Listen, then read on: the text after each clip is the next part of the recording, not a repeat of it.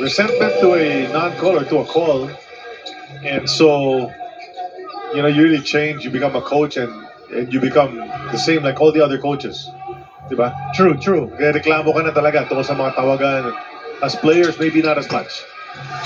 And still perfect from the line is Hester, 4 out of 4.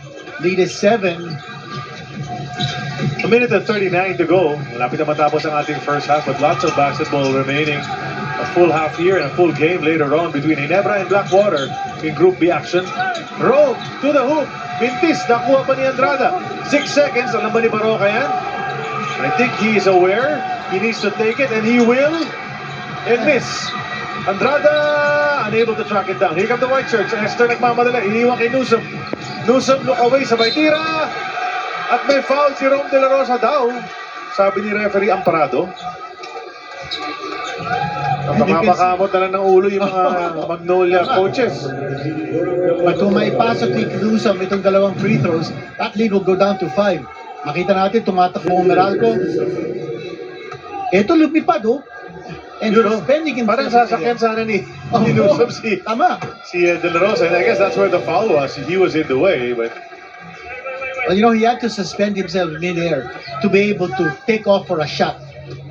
If he didn't, he might have been even called for a offensive foul.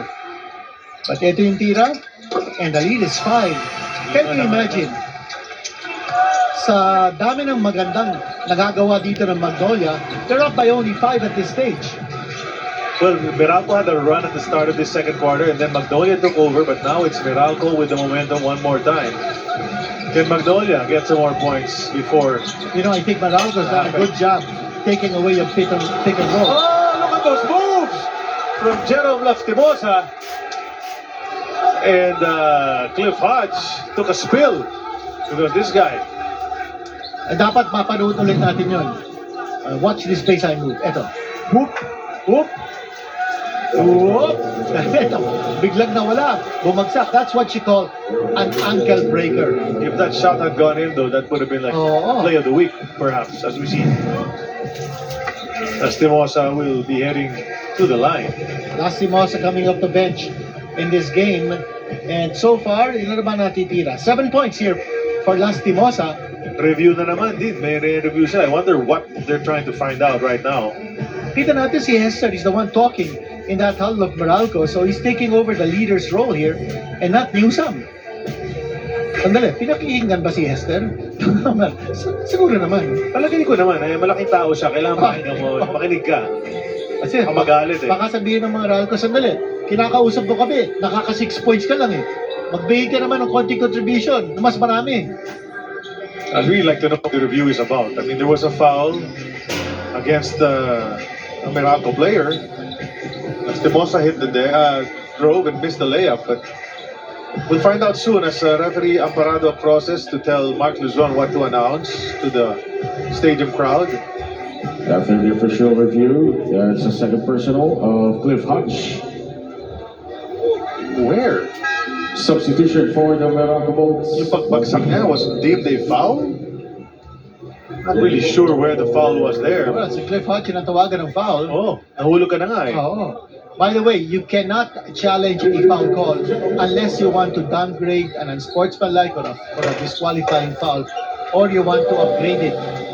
So that's the only way that you can challenge a foul. So kanina, tumawag ng unsportsmanlike foul, that could have been challenged. Pero yung mga foul na ganito, na hindi naman unsportsmanlike, hindi naman disqualifying, you cannot challenge. FIBA rules yan. Back up to 7 is the lead. Magnolia 58-51. 45 seconds na lang natitira sa ating second quarter. It's now with Bonquito scored 6. Here's a 1-2-2 zone defense by Meralco. Cancino off target. Hester keeps it alive. A fresh 14 for the Bolts. And they will not count it. But 2 free throws as a penalty of Magnolia. Free throws na naman si Antonio Hester. So Hester making his living from the stripe. At nakita natin yung 1-2-2 zone defense ng Magnolia. When you have that kind of a zone defense on a long rebound, malamang mapupunta sa offensive team. Ang nakakakuha ng offensive rebound si Hester. And Meralco is 17 for 17 from the stripe. Yeah. So far. And this guy has made all 7 of his attempts. Well, Baralco is shooting 83.9% from the line in this conference. That's number 1 in the league. To make it 19 for 19 for the Bolts. That's what's keeping them in this game. They